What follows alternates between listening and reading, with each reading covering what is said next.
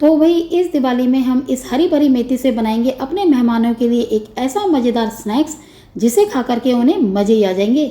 और आप चाहे तो इसे महीने भर स्टोर करके भी रख सकते हैं और शायद ही आपने इससे पहले कभी इस तरह के स्नैक्स इस मेथी से बनाए हों। नमस्कार, आप सभी का कांता के चैनल टेस्ट ऑफ इंडियंस में बहुत बहुत स्वागत है। तो चलिए जी, आज की मज़ेदार और लाजवाब रेसिपी शुरू करते हैं। तो भी मैंने यहाँ पर तकरीबन 250 से 300 ग्राम ली है मेथी और इन्हें अच्छे से चुगने के बाद मैंने धो लिया है और डंडियों समेत ही मैंने चुगा इन्हें, यानी लंबी लंबी जो डंडियाँ हैं इन्हें भी रखा है। ऐसा नहीं है कि सिर्फ पत्ते हमने यहाँ पर यूज़ करने हैं। हालांकि हमारे इस स्नैक्स में आधी ही मेथी लगेगी, लेकिन मुझे कुछ और भी बनाना है तो इसलिए मैं एक ही बार में इसे तैयार कर रही हूँ। जितना हमारा लगेगी मेथी उतना हम लगा लेंगे, बाकी का मैं बचा लूँगी। तो भाई हम लेंगे ग्राइंडर जार, उसमें इस मेथी को रखेंगे और साथ में मिलाएंगे थोड़ा सा पानी और एक फाइन सा पेस्ट, जैसे कि एक चटनी बनाते हैं ना, इस तरह से कर लेंगे तैयार। तो ये देखिए जी, हमारा फर्स्ट क्लास यहाँ पर एक फाइन सा पेस्ट हो गया तैयार मेथी का। और अब हम यहाँ पर क्या करेंगे, लेंगे 2 कटोरी मैदा, जिसे कि अगर ग्राम में नापा जाए तो ये है 250 ग्राम। और अब हम यहाँ पर ऐड करेंगे 1 चम्मच अजवाइन, तो इसे मैं क्रश करके डाल रही हूँ ताकि अच्छे से खुशबू आए। और साथ में 1/4 चम्मच लगभग हम डाल देंगे यहाँ पर नमक। और पहले इन तीनों चीज़ों को अच्छे से हाथ से कर लेंगे मिक्स। और जैसे ही मिक्स हो जाएगी तो भाई हम यहाँ पर क्या करेंगे, ये लेंगे आधा कटोरी रिफाइंड ऑयल। 2 कटोरी हमने मैदा लिया है तो हम ले रहे हैं आधा कटोरी रिफाइंड ऑयल और अच्छे से थोड़ा थोड़ा करके इसे मिक्स कर लेंगे। थोड़ा बहुत रिफाइंड ऑयल हम बचा लेंगे, सारा का सारा नहीं डालेंगे। और ध्यान रखेंगे कि जब हम यहाँ पर रिफाइंड ऑयल मिला रहे हैं तो अच्छे से दोनों हाथों से हम मलेंगे ताकि जो ये मोयन है वो इवनली मैदे में अच्छे से हो जाए मिक्स। तो ये देखिए जी, मैं आपको नज़दीक से दिखाती हूँ क्योंकि ये बहुत ही इंपॉर्टेंट स्टेप है मोयन का। अगर ये कम रह गया ना तो आपकी जो हम स्नैक्स बना रहे हैं वो बहुत ही मज़ेदार खस्ता करारे बिल्कुल भी नहीं बनेंगे। और ये देखिए, जैसे मैं हाथ में बाइंड कर रही हूँ एकदम ये इजीली बाइंड हो जा रहा है ना, तो बस मोयन कम नहीं होना चाहिए। और अब आ गई इस पेस्ट की बारी। तो हम क्या करेंगे, इस पेस्ट में मिलाएंगे थोड़े से गर्म पानी को, क्योंकि गर्म पानी से क्या होता है ना कि जो हम स्नैक्स बना रहे हैं वो बहुत ही मज़ेदार खस्ता करारा एकदम बनेगा, बुरबुरा सा। भाई ऐसा ही बनना भी चाहिए। तो देखिए यहाँ पर मैं थोड़ा थोड़ा करके यहाँ पर ऐड कर रही हूँ। और हमने अब एक ऐसा डो तैयार करना है जो कि सेमी हार्ड हो, यानी सेमी टाइट। ऐसा नहीं करना कि पूड़ियों की तरह टाइट हो और ना ही बहुत ज़्यादा ढीला करना है। तो बस हम एक फर्स्ट क्लास डो तैयार कर लेंगे और पेस्ट उतना ही मिलाएंगे जितना इसमें ज़रूरी हो। तो ये देखिए जी, मैं थोड़ा थोड़ा करके यहाँ पर मिला रही हूँ। और अब यहाँ पर हमारा first class semi tight dough हो गया है तैयार, जो कि ना बहुत ज़्यादा टाइट है ना ही बहुत ज़्यादा ढीला। हाँ, एक ज़रूरी बात, यहाँ पर जब हम ये डो मलेंगे ना तो बहुत ज़्यादा फाइन हम नहीं मलेंगे इसे। जिस तरह से ये दिख रहे हैं ना आपको, क्रैक्स छेद छेद दिख रहे हैं, ये रहने चाहिए भाई, तभी स्नैक्स में मज़े आएंगे। और अब आपको पता चल जाएगा कि हम बनाने वाले हैं क्या। तो छोटी सी हम लेंगे लोई और इसे हल्का सा घुमाएंगे हाथ में, बहुत देर तक नहीं, हल्का सा घुमाएंगे हाथ में और इस तरह से कर देंगे प्रेस।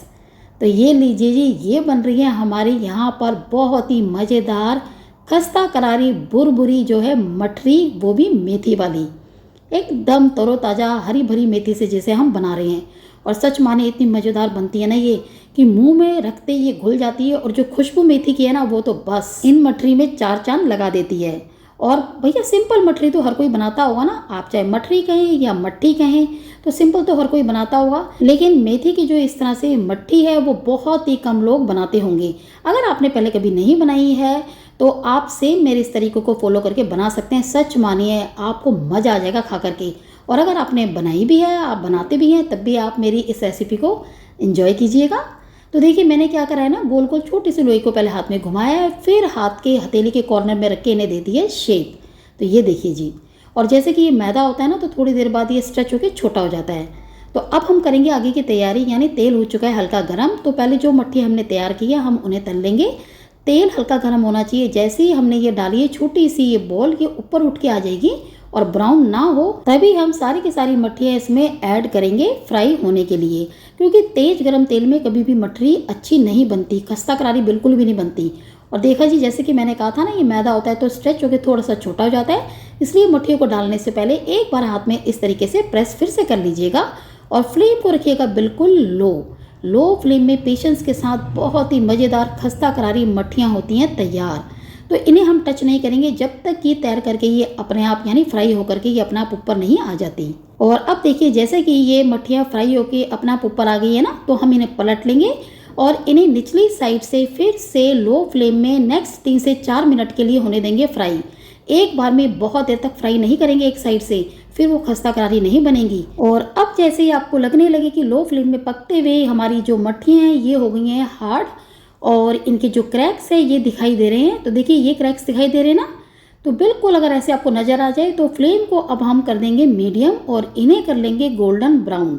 देखिए ये जो क्रैक्स दिखते हैं ना यही निशानी है मट्ठियों की कि मट्ठियाँ कितनी ज़्यादा खस्ता करारी और बुरबुरी बनेंगी। तो जितने ज़्यादा क्रैक्स इनमें दिखाई दे रहे हैं ना ये आपको, तो ये बहुत ही मज़ेदार बनने वाली हैं।